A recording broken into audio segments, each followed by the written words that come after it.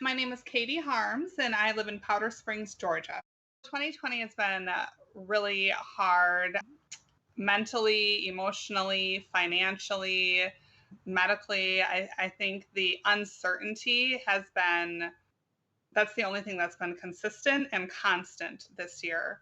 Family, I used to work and then I've been laid off. What were we going to do?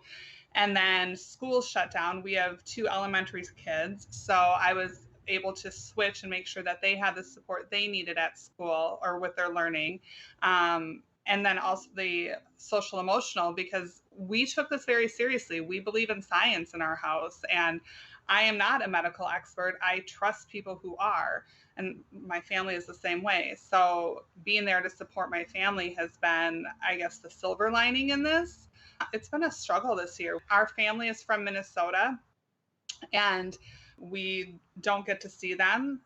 We didn't get to go home this summer. My mom usually comes down for a month in the spring and a month in the fall, and she didn't get to. My kids are devastated that they don't get to spend time with their cousin and their aunts and uncles and their grandma. It's been hard.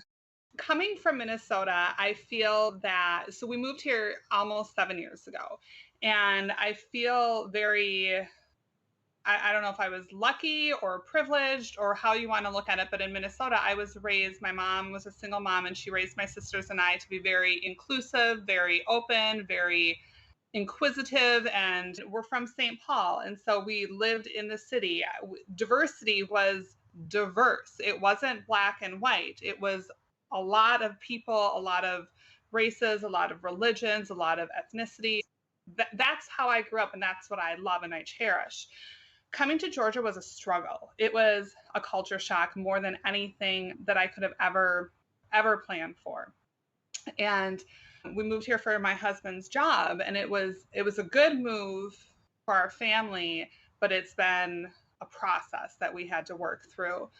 And honestly, it was the first few years were really lonely because I felt like I was a blue dot in a red sea, especially being out in West Cobb and these suburbs. There's the systemic racism. I mean, the it's just so bad. There's just so many things out here. I started to get involved locally and start to find a few people like-minded, and then I started to get more and more connected with different groups in the community, and get involved with like texting and phone calls and letters and get out the vote, things like that. And again, going back to my mom being a strong woman who raised us to be involved and to stand up for what we believe in and to stand up for what's right. I couldn't sit back, and I couldn't. A lot of my friends and family in Minnesota are like, when are you coming home? And I'm like, I'm going to stay here and help fix this, because this is broken and this is not how it should be. And people here deserve better and they deserve more. And I'm not afraid to speak up on things. And sometimes people want me to be quiet. I don't care. I believe in respect, but I don't believe in sitting back and letting people get walked all over.